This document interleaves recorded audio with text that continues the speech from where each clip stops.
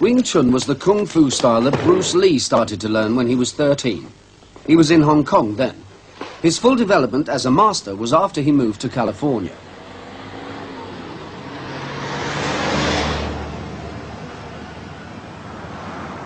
It was in Los Angeles that he began his film career, and at the same time worked out his theories about the fighting arts. He taught many people, but he shared his deepest thoughts with very few. One man who worked closely with him still teaches Bruce Lee's approach to fighting in his Los Angeles gymnasium. Bruce Lee called his system Jeet Kune Do, the way of the intercepting fist. Although he was a film star, he was a creative master, one of the men who have kept the fighting arts developing throughout the centuries. Those men who worked closely with him consider that he was a genius. He made Dan Inosanto think again about all that he had been taught about the fighting arts. Dan Inosanto doesn't teach Bruce Lee's revolutionary theories to everybody. What he looks for in a student is quick thinking and an openness, a flexibility of mind. 8, 9, 10. Okay, this is only going to do one set on the right, one side on the left, okay? Right hand push-up, ready, begin. On the football field.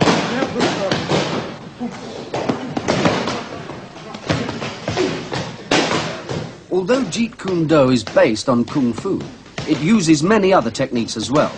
It even incorporates Western boxing into the Eastern fighting arts. The students are taught to fight ferociously, and yet to be sensitive to their opponent. They must feel out his technique and respond to the energy of his attacks, taking it over and using it against him. Bruce Lee taught that the response to attack can be to use a technique from any fighting system in the world.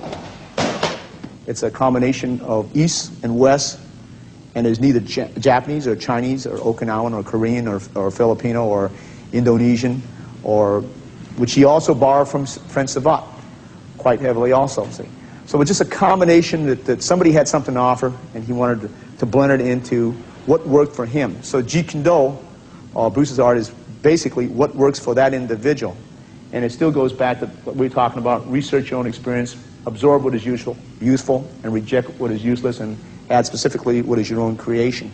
Bruce never taught us forms, and we're probably the only non-classical Kung Fu style that has never been taught forms. And according to Bruce, if you taught forms, it wouldn't be the mechanics. Okay, if you notice a lot of Chinese sets, they'll go like this, right? And they'll go like this, or they'll go like this, and they'll go like this, and then they'll do it with the left hand, see? Bruce was against forms because you don't know what it's for. Why not just practice it like this? And break, then hit the groin and hit the face and hit, rather than practice it like this and not know what the meaning is for. For instance, if I go like this, why not practice? Rather do it in a set, why not practice what it's for? Rather than do it in a set like this, do it in a set like this, and the student doesn't know what he's doing, okay? The basics over here is that you have a front barrier and you have a rear barrier. So once the kicking range has been closed, and it usually is closed very quickly, we trap the first barrier. This is referred to as Pak Sao. Pak Sao, okay. Now, depending on his energy, he will come out with maybe as many as 12 different types of techniques, depending on how much force he is given. This is called Lap Sao Gua Choi, okay? Gua Choi, okay, from the position, okay? This is what we refer to as trapping hands, okay? Now, if the energy is different, this is what we refer to as a double Pak Sao, okay? Okay, when you do this, it's your choice. He can go into a bent elbow lock, which is right here. He can, at his choice, go into a straight elbow lock, which is straight down like this. He can, at his choice, even go into a choke, depending what he so desires, okay? Or he can, at his choice, if he prefers to, after he does the Pak Sao, Lap Sao, Gua Choi, turn it into Western boxing, jab, cross, back fist, uppercut, and so on, depending on his choice, okay? He can, at his choice, even go into another art. Let's say he went to Pak Sao, double Pak Sao. Okay, he can, at his choice, maybe go into a partial elbow lock, okay, hook his right hand over his head, go in the collie type of combinations, if he so desire, okay, with a knee to the head, okay. Now, let's say that I had a low reference point here. This is what they call a Ping Choi to Gua Choi, okay, from that position, okay. And he can, depending on his energy, right, go into Lap Sao Gua Choi from that position, okay.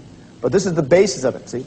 There's not a lot of technique, because the technique goes by his sensitivity. Okay? Let's say he does a pak sao from this position here, and the hand is grabbed. Okay? He can wrist lock that arm, and he goes down. Okay? So it's not, is it grappling? Is it choking? It doesn't matter. You go according to the sensitivity he gives you. If you limit yourself to a particular style, then you have to solve it. For instance, if I did a pak sao, Wing Chun would go like this. You'll just sometimes go straight. Okay? There is no, maybe I can flow into Kali position here, because this is the foundation that Bruce taught us. That it doesn't matter what art and where you take it from, you just flow accordingly to the structure of your body. So it doesn't have to be. And I think that's where the great fall in the world is. They think it's a Chinese. It is a Kung Fu style because its roots are found in, 50% is found in the Wing Chun system. But he went out of it. Okay? There is not like the movies where you see the hook kick and cyclone kick. It is nothing something like this. Let's say we go like this, and this stuff that you would see, very seldom Bruce would use. In all the confrontations that I've seen Bruce, an actual confrontation, I've never seen him do any of this at all, unless he's just playing around with the man. Okay? So all this high kicking and flashy kicking is usually out. For an example, right? This here, if he grabs my hand, Bruce would just go stop. That's good enough. See? But you see, as Bruce said, what is spectacular for a movie is not usually practical for the street. And what is practical for the street is very dull for a demonstration. Who wants to see a guy go pak sao, he grabs and you stop and he headbutt, see? Or you hit up. It's not spectacular enough, see? But now the spectacular stuff of this stuff here, it attracts the audience, right? But it's not where the art is at, okay? This is where we are, where Bruce said he was violently against. Bruce said that you had to have something between East and West. And I think in the Orient they tend to be over-secretive, over-flowery sometimes, and hiding a lot, see? If you're secure in your knowledge, you don't have to hide it. Why hide it? You can just bring it out.